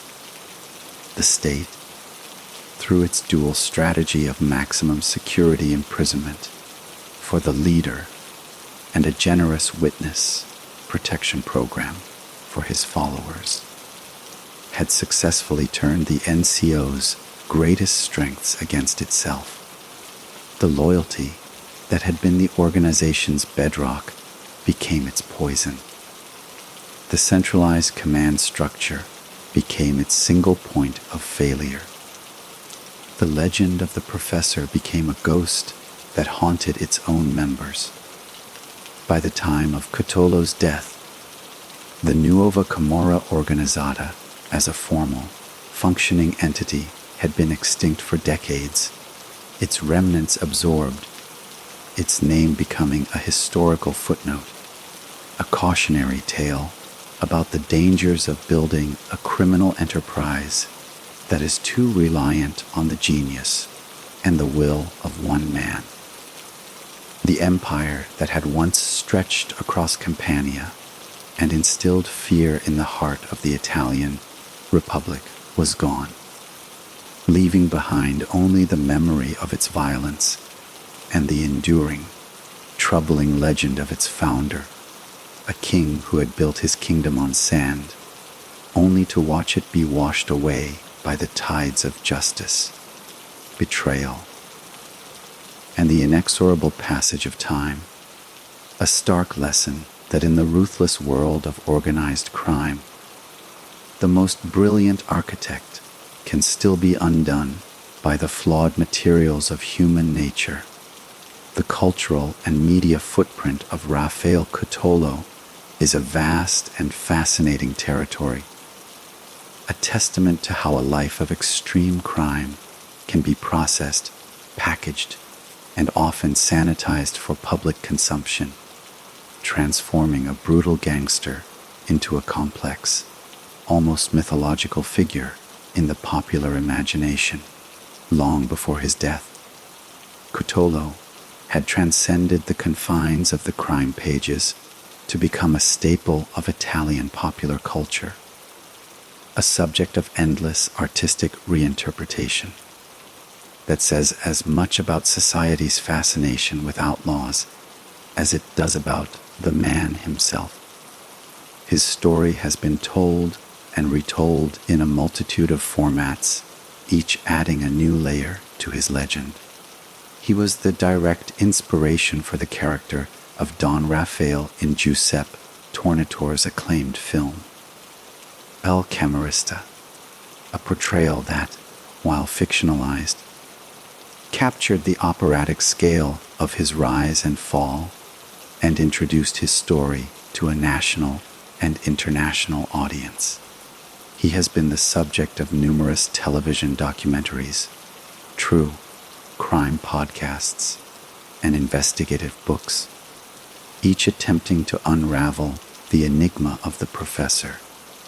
But perhaps the most telling aspect of his cultural absorption is his presence in music, particularly in the genre of Neapolitan musica napoletana and its modern offshoots, where he is often referenced not as a monster, but as a folk hero, a man of the people who stood up to the powerful. These songs, sung in the dialect of the streets he once ruled, weave a narrative of rebellion and tragic destiny, glossing over the murders and the terror to focus on his intelligence, his origins, and his defiance of the state. This process of myth-making is not an endorsement of his crimes, but rather a reflection of a deep-seated cultural undercurrent in the South, a tradition of celebrating the bandit, the brigante, who fights against perceived oppression, a narrative that Cutolo himself actively encouraged through his poetry and his self-presentation as a political prisoner. The media, too, played a crucial role in building his image. His courtroom appearances, where he acted as his own lawyer, cross-examining witnesses with calm, intellectual disdain, were media spectacles, feeding the public's appetite for a criminal who defied the stereotype of the uneducated thug. His good looks and piercing eyes, even in middle age, added a layer of dark romance to his persona. This constant media attention created a feedback loop. The more he was portrayed as a unique, intellectual gangster, the more his legend grew, and the more his legend grew, the more the media was drawn to him. This cultural recycling of his story has had a paradoxical effect. On one hand, it ensures that the historical facts of his violence and the suffering he caused are not forgotten. On the other hand, by constantly retelling his story through the lens of drama and romance, it risks normalizing him, turning him into just another character in the rich pageant of Italian history. His crimes softened by the passage of time and the glamour of narrative. The figure of Cutolo that exists in the popular mind today is therefore a composite, a palimpsest of the real man. The judicial facts, the pentiti testimonies, his own writings, and the countless fictionalized portrayals.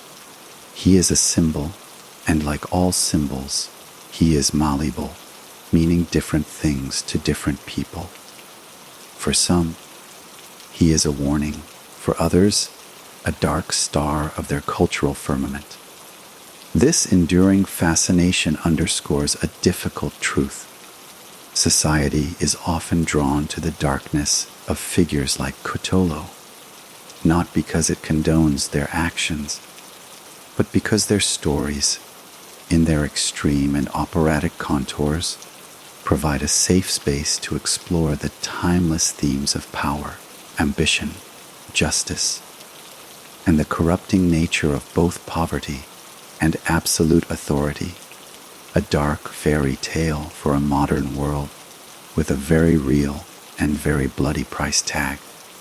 To place Raffaele Cutolo within the broader pantheon of Italian organized crime is to see him not as an anomaly, but as a pivotal, transformative figure, a crucial link between the old world of rural banditry and honor, bound secret societies, and the new world of globalized, corporate criminal enterprises that define the modern Mafia, Camorra, and Drangheta. When Cutolo began his ascent, the Camorra was largely a local phenomenon, a collection of fragmented, often feuding families based in specific neighborhoods of Naples and its immediate surroundings. Their activities focused on traditional rackets like cigarette smuggling, local extortion, and controlling the city's chaotic markets. They were powerful, but their scope was limited, their structure archaic. Cutolo looked at this landscape and saw its limitations. His vision, the Nuova Camorra Organizzata, was revolutionary because it was, first and foremost, an act of corporate consolidation and ideological expansion. He was the first to understand that to achieve true, unassailable power, the Camorra needed to break free from its urban confines and its clan-based tribalism. He created a brand, the NCO, and he sold shares in it to any young man from the provinces willing to swear allegiance, effectively franchising crime across the region of Campania. This was a quantum leap in criminal organization, moving from a model of family and geography to one of ideology and corporate loyalty, a structure that could, in theory, expand infinitely. In this, he can be compared to Salvatore Riina of the Sicilian Cosa Nostra, another ruthless consolidator who waged a brutal war to centralize power. But where Riina's revolution was internal, aimed at subduing other mafia families under a single, murderous commission, Cutolo's was external, aimed at creating a brand new army from scratch to conquer territory held by others. His other great innovation, the cassa comune, was a direct challenge to the traditional Mafia model, where wealth was kept within individual families. By socializing the profits of crime, he created a more resilient and motivated organization, a criminal version of the welfare state that guaranteed the loyalty of his troops in a way that the old bosses never could. However, his legacy is also defined by his catastrophic failures from which every major criminal organization that followed him learned invaluable lessons. His very public persona, his flair for the dramatic, his desire to be seen as a king and an intellectual, made him a massive target for the state. The Sicilian Mafia had always understood the importance of secrecy, of omerta, of being a hidden power. Cutolo flouted this principle, and it led directly to his downfall. The modern Camorra clans, like the Casalesi, learned this lesson all too well. They operate in deep silence, their leaders utterly unknown to the public, their power exercised through layers of frontmen and legitimate businesses. They saw the danger of a single, charismatic leader and opted for a horizontal, networked structure that is virtually immune to decapitation. They also saw the financial limitations of Cutolo's model, which was still heavily reliant on local extortion and the black market. The Casalesi and their ilk moved aggressively into the global drug trade and then into the heart of the legitimate global economy, investing in multinational corporations and public works contracts across Europe, a level of sophistication and reach that Cutolo, for all his genius, never achieved. Therefore, Cutolo's historical role is that of a tragic pioneer. He was the bridge. He demonstrated the immense power of a centralized, corporate criminal structure, but he also demonstrated its fatal vulnerabilities.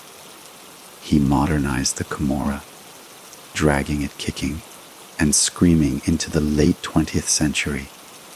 only to be destroyed by the very state his newfound power provoked into a decisive response. The organizations that came after him absorbed his innovations in structure and finance while meticulously avoiding his mistakes in visibility and personal grandiosity. In the end, Raffaele Cutolo was the last of the old-fashioned godfathers and the first of the modern CEOs of crime, a transitional figure whose reign was as brilliant as it was brief, a spectacular firework that illuminated the darkness for a moment, showing everyone what was possible, before burning out and leaving the newer, smarter, and more dangerous creatures of the night to inherit the earth.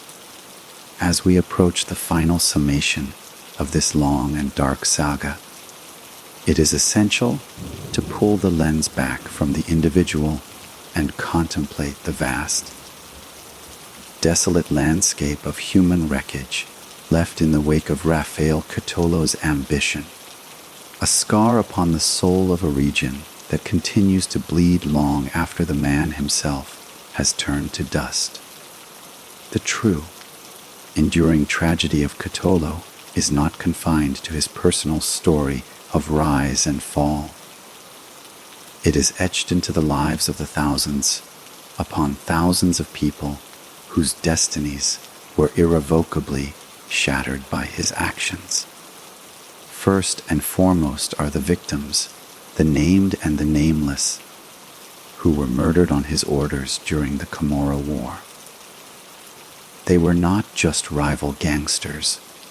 They were shopkeepers who refused to pay the pizzo, lawyers who defended the state's witnesses, policemen who did their duty, and countless innocent bystanders, men, women, and even children, who had the profound misfortune of being in the wrong place at the wrong time when a car bomb detonated or a hail of machine. Gunfire raked a public square. Each one was a universe of lost potential, a family plunged into unending grief, a story cut short by the cold, impersonal machinery of his empire.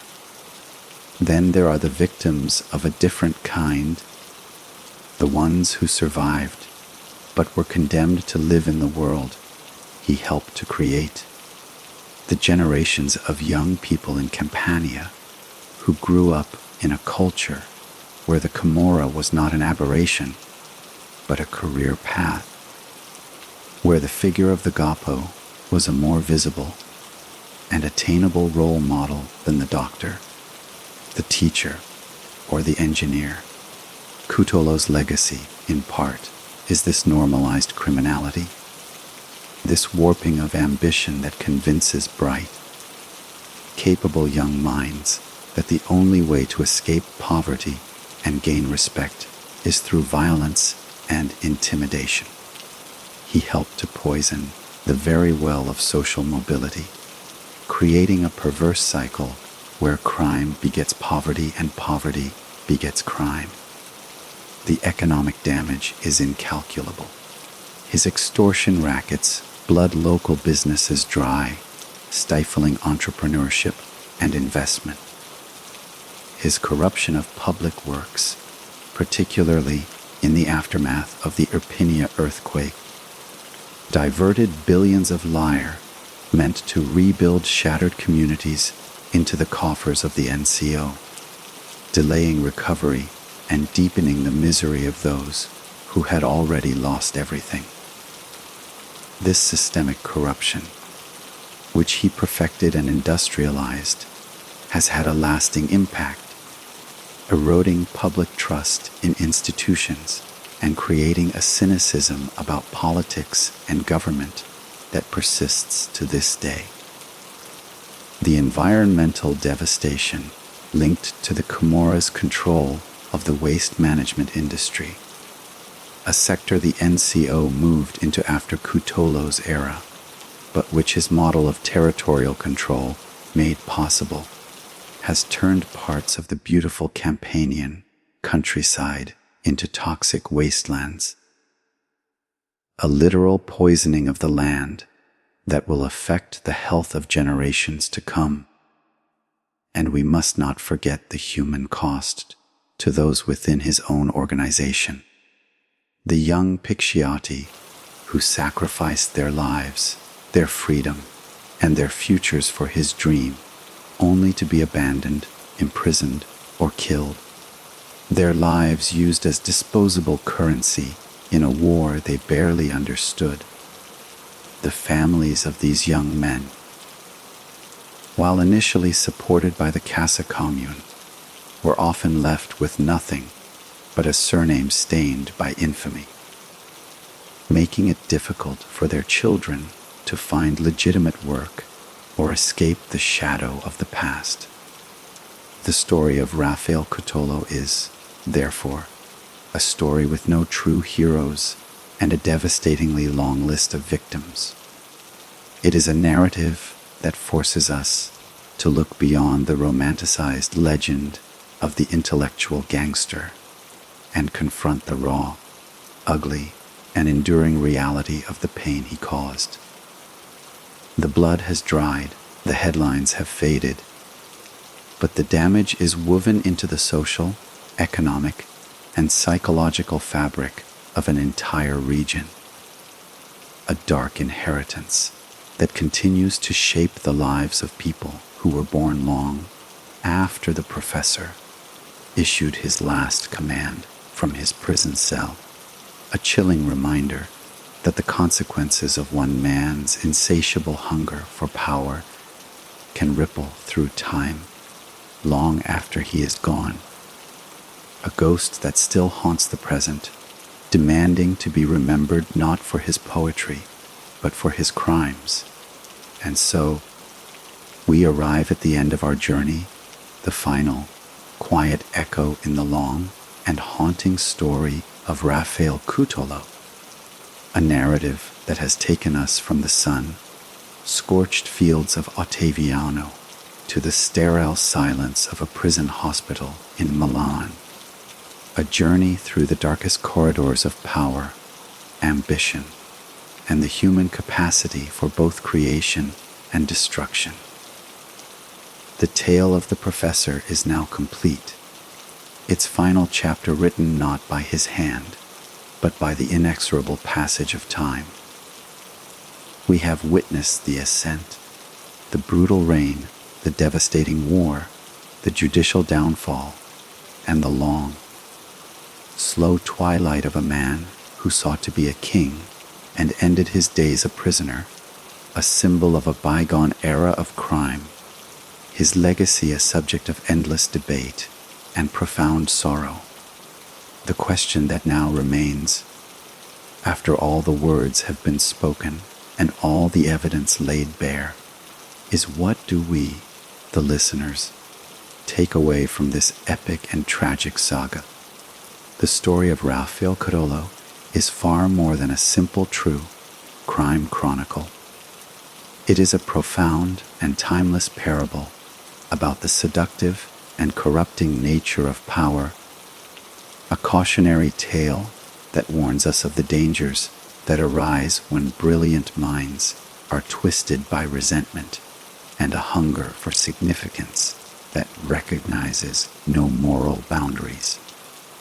It is a story that forces us to confront the uncomfortable reality that monsters are not born, but made, forged in the crucible of poverty, social neglect, and a profound sense of injustice. Cutolo was, without a doubt, the architect of his own destiny, a man who made conscious, calculated choices that led to immense suffering. Yet, he was also a product of a system that failed him and thousands like him, a system that offered no legitimate ladder out of destitution, making the illegitimate ladder of the Camorra appear not just attractive, but necessary. His life stands as an eternal indictment of the societal failures, that allow such figures to flourish. But understanding the roots of his rage does not excuse his actions, it merely explains them. The final judgment on Raffaele Cutolo must be a severe one, a recognition that intelligence without empathy, ambition without conscience, and power without compassion is a recipe for a horror that consumes everything and everyone in its path, including, ultimately, the one who wields it. His story is a reminder that the true measure of a life is not the height of the power one achieves, but the depth of the positive impact one leaves on the world. By that measure, his life was a catastrophic failure, a void where there could have been contribution, a legacy of fear where there could have been hope. As we leave this story behind, let us carry with us not a fascination with the man, but a renewed commitment to the values he so violently opposed: the rule of law, the importance of social justice, the dignity of every human life, and the courage to stand against corruption and intimidation in all its forms. Let the memory of his victims and the enduring strength of the magistrates, police officers, and ordinary citizens who resisted his terror be our guiding light. The story of Raffaele Cutolo is now part of history, a dark star in the firmament of the past. But the lessons it contains are vitally, urgently present. They are a call to vigilance, a call to build societies where talent is nurtured, not perverted, where justice is accessible to all, and where no young boy growing up in poverty ever feels that his only path to dignity lies through a gun and a vow of silence. This concludes our presentation. We have strived to piece together this complex narrative from diverse and documented sources with the sole aim of presenting a comprehensive and factual account. The purpose was to inform, to educate, and to provide a deeper understanding of a chapter in history that continues to resonate. If this journey into the past has been of value to you, if it has provided insight or provoked thought, then we invite you to engage further with this channel. Your support through likes, subscriptions, and comments is what allows us to continue delving into these important, if difficult, stories. Share your thoughts in the comments below. We are eager to hear your perspectives. Thank you for your time, for your attention, and for joining us on this detailed exploration of the life and times of Raffaele Cutolo, the Camorra warlord. The story is over. The lessons remain.